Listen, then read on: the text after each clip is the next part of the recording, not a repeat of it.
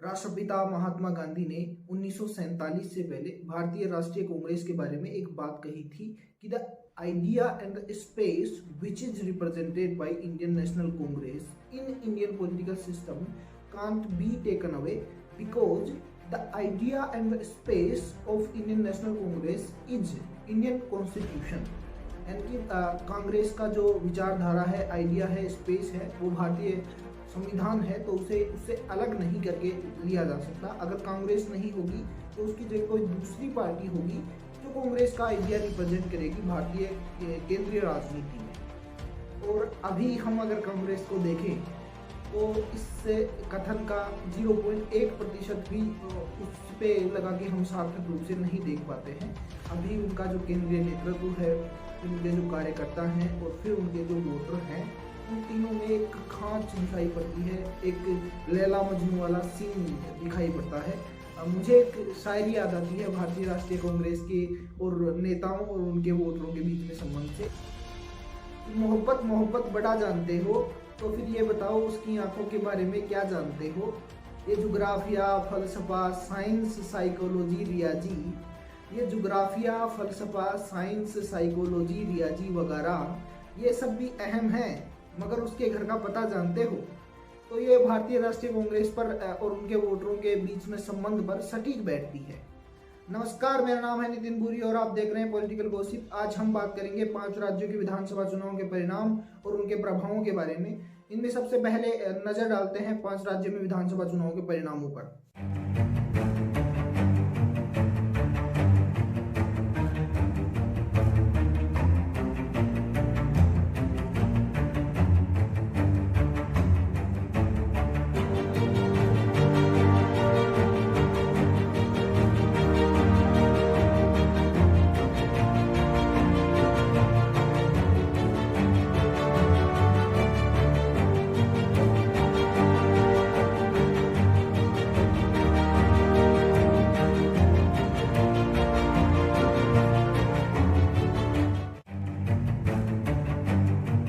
कुछ लोग इन 5 राज्यों में जो भी विधानसभा चुनाव के परिणाम आए हैं उससे आश्चर्यचकित हो सकते हैं और ये कह सकते हैं कि ऐसा अंदाजा नहीं था, पर बीजेपी ने अपने अंदाजे से भी ज्यादा अच्छा प्रदर्शन किया। पर मैं इससे इत्तेफाक नहीं रखता। मैं जो आज बताने जा रहा हूँ उससे आपको भी हो सकता है इन कारणों का पता लगे कि ये इत्तेफाक क्यों नहीं था। बीजेपी के जो हमारा प्रथम खंड होगा वीडियो का, उसमें हम बात करेंगे कि बीजेपी किस तरीके से इन सब चीजों को भुनाती है और बीजेपी किस तरीके से चुनाव तंत्र में सफलता के नए आयाम लगातार घटती जा रही है। और दूसरा सेगमेंट होगा वो भारतीय राष्ट्रीय कांग्रेस के लगातार चुनाव के हारने की जो गाथा है उसके बारे में होगा और उससे जो प्रभाव होंगे उसके बारे में बताने की कोशिश करेंगे। तो पहला जो खंड है वो है कि बीजेपी लगातार इतने चुनाव क्यों जीतती जा रही है और इतना क्या एरोमा बनाया हुआ है इन्होंने। तो देखो, इसकी पहली खंड है वो है प्रधानमंत्री नरेंद्र मोदी की व्यापक और इतनी मजबूत छवि। आप देखेंगे कि अखिलेश यादव, उत्तर प्रदेश में अखिलेश यादव नवंबर से ही जो विपक्ष की जितनी बड़ी पार्टियां हैं, जैसे आम आदमी पार्टी है, उसमें संजय सिंह से उन्होंने 21 नवंबर को या फिर उसके 1-2 दिन बीच में अंतराल में उन्होंने उनसे बात की, जाके संजय सिंह से बात की, प्रियंका गांधी से बात की और जितने भी बड़े दल हैं, चंद्रशेखर आजाद रावण से बात की जो आजाद समाज पार्टी के प्रमुख हैं, उनसे बात की। तो अखिलेश यादव इन सभी से बात कर रहे थे, पर कांग्रेस से बात करने में उन्हें हिचकिचाहट हो रही थी, क्योंकि जब ऐसा लगता है कि जब कांग्रेस से कोई दल गठबंधन करता है चुनाव से पहले, तो फिर बीजेपी की एक स्पष्ट चुनाव लड़ने का एक तरीका हो जाता है कि नरेंद्र मोदी बनाम राहुल गांधी बनाने का तरीका होता है उनका चुनाव लड़ने का। तो हम सभी जानते हैं कि नरेंद्र मोदी के सामने केंद्रीय नेतृत्व में अभी भी पिछले 7-8 साल से कोई भी ऐसा नेता नहीं हो पाया है जो उनके सामने टिक सके। और इसलिए अखिलेश यादव या फिर कोई भी विपक्ष में कोई भी पार्टी है, किसी भी राज्य में कोई भी पार्टी है, वो केंद्र में जो कांग्रेस है उससे गठबंधन बनाने से डर रही है। ये डर का कारण है नरेंद्र मोदी की व्यापक छवि। तो प्रथम फायदा उत्तर प्रदेश में बीजेपी को इसलिए हो गया क्योंकि नरेंद्र मोदी की व्यापक छवि है, उन्होंने प्रचार भी किया, वो अलग बातें हैं, वो हमेशा करते हैं। और दूसरी बात है वो है योगी आदित्यनाथ की जो सुरक्षात्मक छवि है, जो सुरक्षा देने की छवि है। पश्चिमी उत्तर प्रदेश में 13 महीने तक किसान दिल्ली के बाहर धरने पर बैठे रहे, क्रांति सी चला रखी थी उन्होंने। तो ऐसे लग रहा था कि इस बार जो पश्चिमी उत्तर प्रदेश की 56 से 58 सीटें हैं उनमें बीजेपी का सुपड़ा साफ हो जाएगा। परंतु आप अगर उसको गहन तरीके से देखें तो पश्चिमी उत्तर प्रदेश में जो महिला वोटर हैं उन्होंने बीजेपी को पूरे के पूरे वोट दिए हैं। महिला वोटरों का 51% से भी ज्यादा वोट है वो बीजेपी को गया है। और उन्होंने मुद्दा बताया, वो बताया था सुरक्षा का। उन्होंने बोला कि आज हम बाहर निकल सकती हैं, सुरक्षित महसूस करती हैं। तो योगी आदित्यनाथ की ये छवि उनके काम आई। और पश्चिमी उत्तर प्रदेश जो बहुत ही कमजोर इलाका माना जाता था बीजेपी का किसान आंदोलन की वजह से, उसमें उन्होंने 25 से 26 सीटें जीतने में कामयाब हो गए।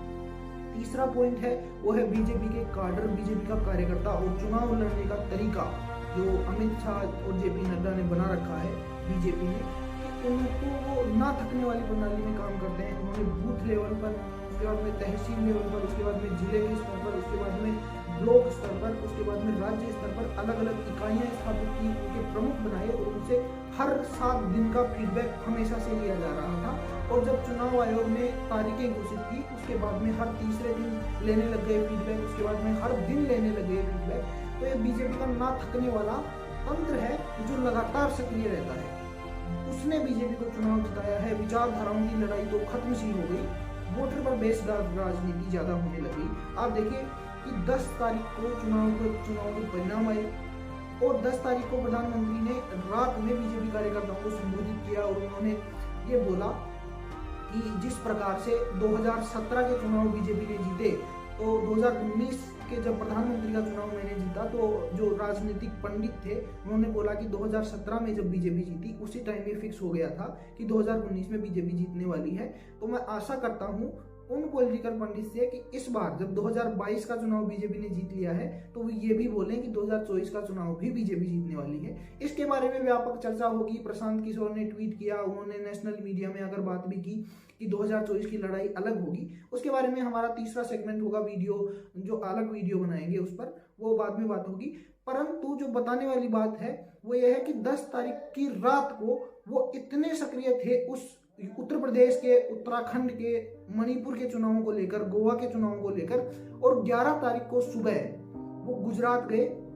गुजरात में उन्होंने गांधीनगर एयरपोर्ट से जो गांधीनगर की भाजपा कार्यालय है वहां तक रोड शो किया और गुजरात में जो अभी चुनाव है, विधानसभाओं के चुनाव होने वाले हैं गुजरात में, उसके प्रचार का आगाज किया। जबकि आप देखिए कि कांग्रेस की जो मीटिंग थी, जो हार के कारणों का पता लगाने के लिए, जबकि ऐसे कोई कारण थे ही नहीं, एक सीट जीत रहे हैं वो, तो कारण ही कारण है ऐसे तो बताने को, उसकी समीक्षा की भी बैठक 2 दिन बाद में हुई। तो बीजेपी का जो व्यापक प्रचार तंत्र है, जो अपना नैरेटिव देने का एक पूरा का पूरा सिस्टम है, पूरा का पूरा जखीरा बना रखा है उन्होंने, उसको लेकर वो लगातार चलते रहते हैं, बिना थकने वाली प्रणाली से चलते रहते हैं। उसके बाद में जो अगली बात आती है वो बात आती है कि बीजेपी की सदस्य संख्या। बीजेपी अभी न केवल भारत की बल्कि वर्तमान में संपूर्ण विश्व की सबसे बड़ी राजनीतिक पार्टी है। किसी भी डेमोक्रेटिक कंट्री में इतनी बड़ी पार्टी नहीं है। इतनी बड़ी सदस्य संख्या है कि 2 से 3 करोड़ लोग उनके सदस्य संख्या में शामिल हैं और ये बहुत ही अच्छे तरीके से संपन्न करवाया जाता है। मिस कॉल दीजिए और बीजेपी की सदस्यता लीजिए, ऐसे पूरी प्रणाली बनाई जाती है। अमित शाह जी, जेपी नड्डा जी, उन्होंने एक व्यापक प्रणाली बना रखी है। और चौथी बात है बीजेपी का चुनाव लड़ने का तरीका। वो उनको पता है कि उनको वोट चाहिए, वो चाहिए 39 से 40%, 100% वोटों में से इतने वोट चाहिए। तो वो उस सेगमेंट को टारगेट करते हैं, उन लोगों के थॉट्स को टारगेट करते हैं, उनकी विचारधाराओं को टारगेट करते हैं जो उस 40% के नैरो स्केप में आते हैं। उनको मतलब नहीं होता कि बाकी ये 60% कहाँ पे वोट लेके आएंगे, क्योंकि उनको ये बात पता है कि 60% एक जगह वोट नहीं लेके आएंगे। तो वो उन 40% को ही टारगेट करते हैं।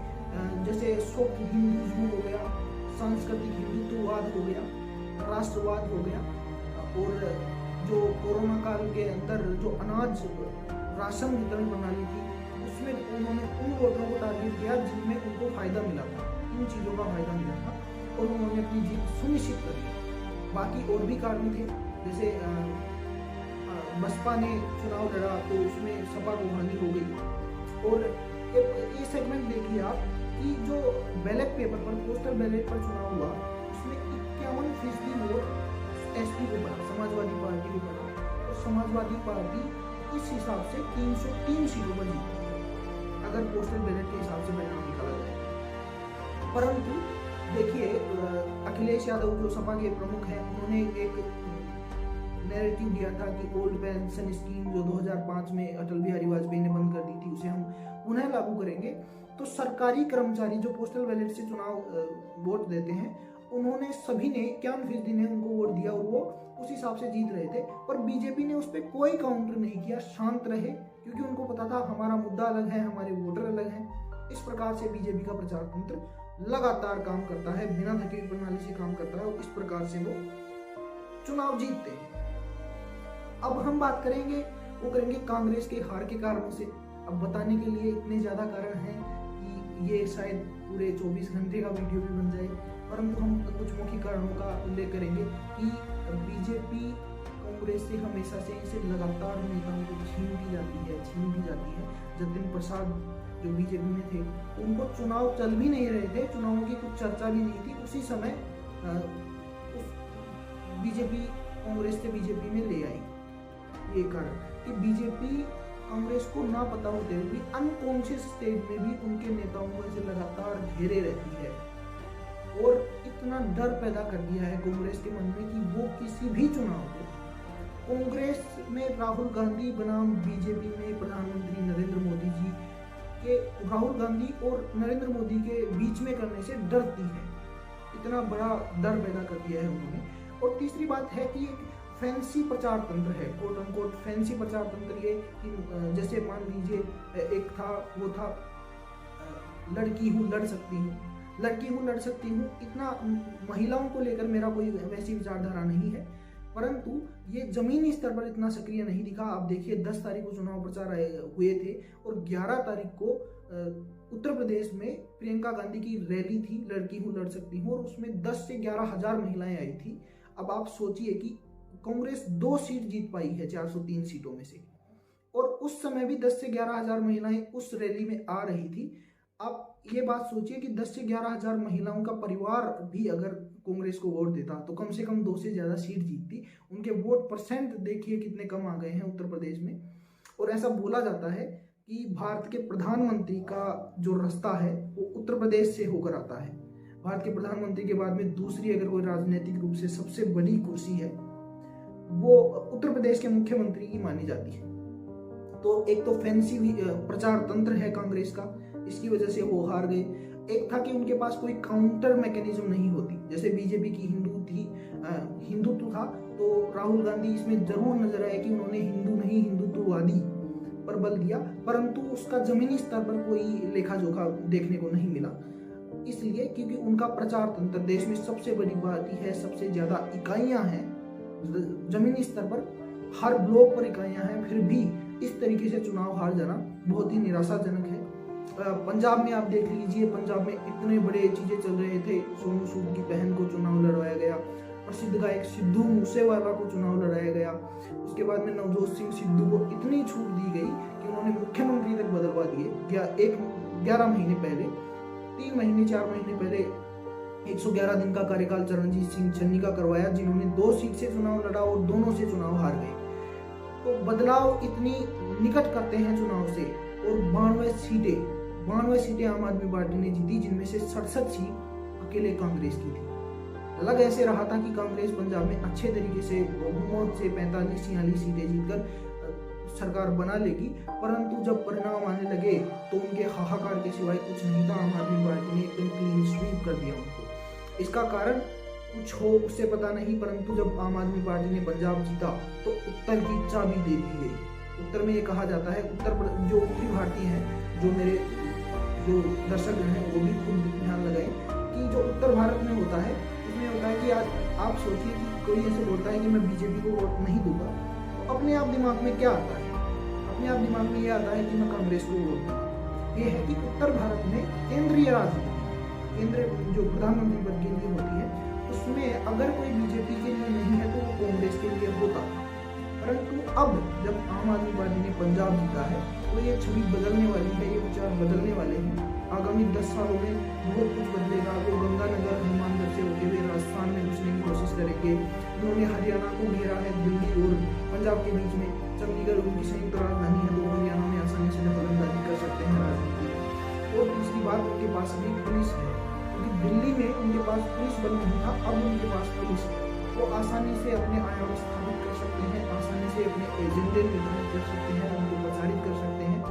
इसलिए इतनी आसानी से किसी 11 वर्ष की नवजात पार्टी को अपना स्टेट इस तरीके से दे देना, जैसे आप वहां पे थे ही नहीं कभी, ये बहुत निराशाजनक है और इसकी निंदा होनी चाहिए, वहां पर चर्चा भी होनी चाहिए। इस्तीफे लेने से कुछ नहीं होता। अब हम चर्चा करते हैं इन चुनावों के प्रभावों की। तो प्रथम प्रभाव मैंने आपको बता दिया है कि उत्तर जो हिंदी बेल्ट है, उत्तर राज्यों का, जो उत्तर प्रदेश है, हरियाणा है, राजस्थान है, दिल्ली है, पंजाब है, ऐसे जो बड़े बड़े स्टेट हैं, मध्य प्रदेश है, इन राज्यों में अब कांग्रेस मेन पार्टी नहीं रहेगी अगर ये आगामी 10 साल तक यूं ही चलता रहा तो। प्रथम असर ये होगा। दूसरा असर 10 तारीख को रात को ही प्रधानमंत्री नरेंद्र मोदी ने खुद दे दिया था कि इसे 2024 का सेमीफाइनल समझा जाए। उत्तर प्रदेश के चुनाव परिणामों को 2024 का सेमीफाइनल समझा जाए। इसका मतलब ये है कि 2024 में भी हम आने वाले हैं, केंद्रीय राजनीति में हम आने वाले हैं। तो ये लड़ाई 2024 की होगी। तीसरा है वो है राष्ट्रपति उम्मीदवारों का, क्योंकि बीजेपी के पास तीसरे सदन में 114 सदस्य हैं, वो बहुमत के लिए उनको 11 सदस्य कम पड़ रहे हैं। सदस्य जो भी उनकी सहयोगी पार्टियों में मिलाकर 114 सीट्स हैं उनके पास। तो क्लियर कट बहुमत नहीं होता था किसी भी बिल को पास करवाने के लिए या राष्ट्रपति चुनाव के लिए। तो इसलिए उनको बहुत अहम हो जाता था। उत्तर प्रदेश से 11 सीटें आती हैं उसमें, जिन पे चुनाव होना है अभी। पंजाब से 1 सीट आती है, उत्तराखंड से 2 सीटें आती हैं, जहां पर उन्होंने जीता है उत्तराखंड और उत्तर प्रदेश को। तो अब राष्ट्रपति पद के उम्मीदवार के लिए पहले ये हो रहा था कि बीजेपी के पास बहुमत नहीं है, तो उनको चुनौती मिल सकती है और दूसरा कैंडिडेट हो सकता है, कोई भी शरद पवार हो सकते हैं या दूसरा कोई हो सकता है। एक बार तो नीतीश कुमार की भी चर्चा चली थी, प्रशांत किशोर की मीटिंग हुई थी उनसे। तो अब जब ये चुनाव परिणाम आए हैं तो उत्तर प्रदेश के और उत्तराखंड के, गोवा के, मणिपुर के जो चुनाव परिणाम आए हैं, इसके बाद में ये तय हो गया है कि जो राष्ट्रपति का उम्मीदवार होगा वो बीजेपी का ही होगा।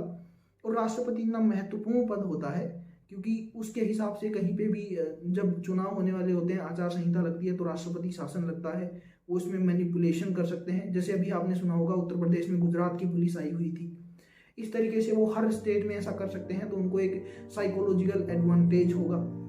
और एक होता है कि लगातार अगर आप चुनाव जीतते हैं तो आपके कार्यकर्ताओं में एक अलग तरीके का जोश नजर आता है, जो 2024 में बीजेपी को स्वाभाविक रूप से मिलेगा।